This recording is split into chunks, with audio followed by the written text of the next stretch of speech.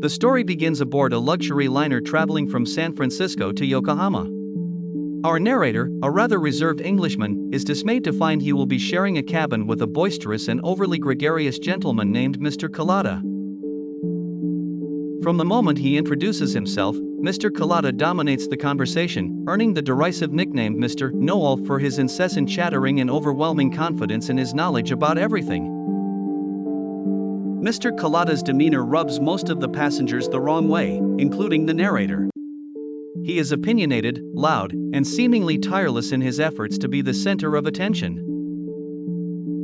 He engages everyone in conversation, and it isn't long before he begins to grate on everyone's nerves, particularly because he seems to know something about everything. Whether it's pearls, travel, politics, or drinks, Mr. Kelada has an opinion and is not shy about sharing it. One evening, the conversation at the dinner table turns to the subject of pearls. Mr. Ramsey, a fellow passenger, declares that it is impossible for an untrained eye to distinguish between real and cultured pearls. Mr. Kelada immediately interjects and insists that he can easily tell the difference. To prove his point, he offers to determine the authenticity of a pearl necklace worn by Mrs. Ramsey.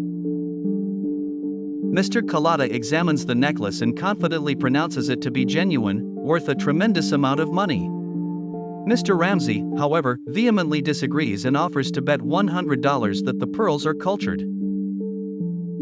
A heated argument ensues, but Mr. Kelada never backs down. He insists on inspecting the pearls under better light for better judgment. Mrs. Ramsey seems flustered and doesn't say much throughout the argument, but she reluctantly removes her necklace to allow the inspection. The passengers eagerly await the outcome, and the tension builds as Mr. Kelada closely examines the pearls. Finally, he shakes his head and concedes that Mr. Ramsey was right, the pearls are indeed cultured. Mr. Kelada hands Mr. Ramsey the $100 bill. The atmosphere relaxes, and the passengers can see relief on Mrs. Ramsey's face.